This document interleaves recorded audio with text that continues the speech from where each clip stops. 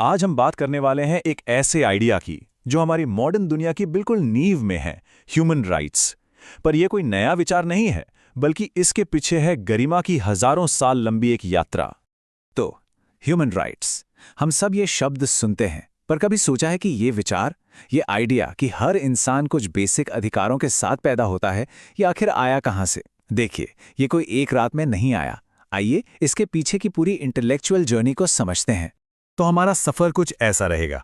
हम शुरुआत करेंगे बहुत पुराने स्टोइक फिलोसोफर्स से, फिर देखेंगे कि रोमन लॉ ने क्या किया, और उसके बाद आएंगे जॉन लॉक, रूसो और आखिर में इमैनुअल कांट। यही वो लोग हैं और यही वो पड़ाव हैं जिन्होंने मिलकर इस आइडिया को वो शक्ल दी जो आज हम जानते हैं।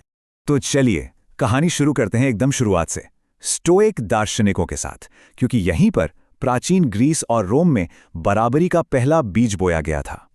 अच्छा, स्टोइक्स का एक बहुत ही कमाल का, बहुत गहरा विश्वास था।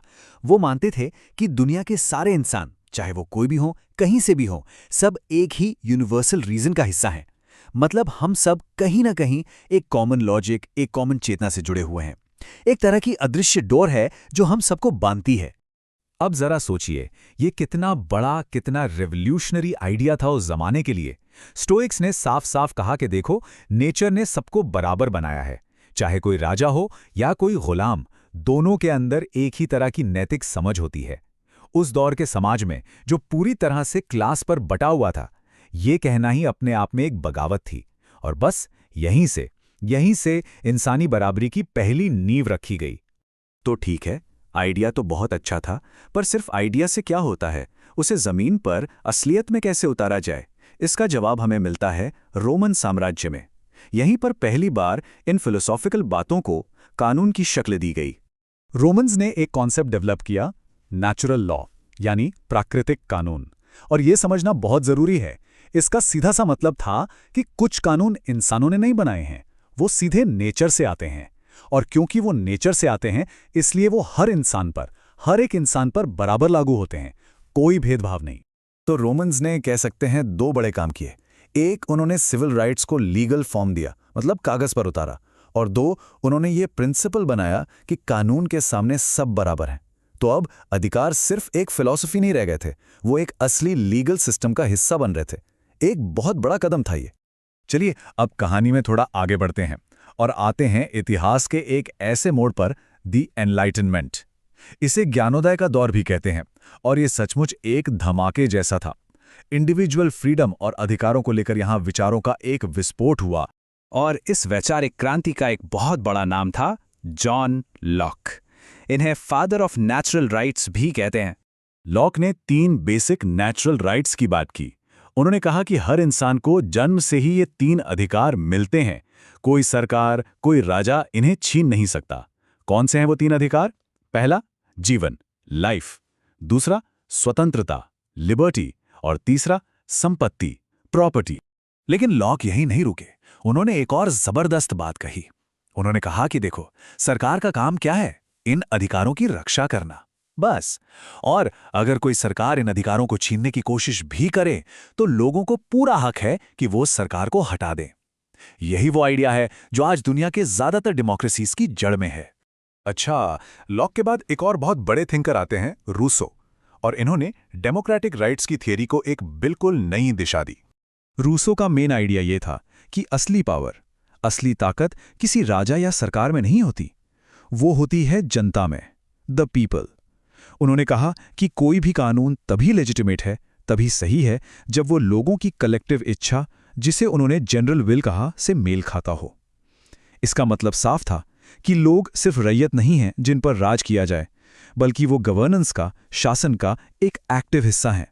ठीक है, तो हमने बराबरी की बात की, कानून की बात की, पॉलिटिकल राइट्स की भी बात की, पर इन सब का मॉरल बेसिस क्या है? मतलब ये अधिकार होने ही क्यों चाहिए? इसका सबसे मजबूत जवाब हमें मिलता है German philosopher Immanuel can't say. Can't ने एक लाइन कही जो आज भी बहुत पावरफुल है। उन्होंने कहा, इंसानियत को कभी भी एक साधन की तरह इस्तेमाल मत करो, बल्कि उसे हमेशा एक लक्ष्य मानो। बहुत गहरी बात है ये। इसका मतलब है कि हर इंसान अपने आप में कीमती है, वो अपने आप में एक एंड है। उसे किसी दूसरे के मकसद को पूरा करने का जरिया या मीन्स नहीं बनाया जा सकता। और यहीं से आता है गरिमा, यानी डिग्निटी का कॉन्सेप्ट। कांट के हिसाब से डिग्निटी क्या है?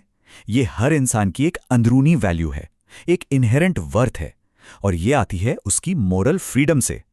ध्यान दीजिए, ये डिग्निटी कोई सरकार नहीं देती, कोई समाज नहीं देता, ये हर इंसान में जन्म से ही होती है। और यही आइडिया कि हर इंसान की अपनी एक गरिमा है, यही मॉडर्न ह्यूमन राइट्स की नैतिक आत्मा, उसकी मॉरल सोल बना। तो चलिए, अब तक हमने जो अलग अलग पीसेस देखे उनको एक साथ जोड़ते हैं और देखते हैं कि ये पूरी पिक्चर कैसे बनती है। तो फटाफट रिकैप करते हैं। स्टोइक्स ने क्या किया? बराबरी का बीज बोया। रोमन लॉ ने उसे कानून बनाया। लॉक ने नेचुरल राइट्स दिए। रूसो ने पावर जनता को दी। और आखिर में कांट ने डिग्निटी यानी गरिमा को सबसे ऊपर रखा।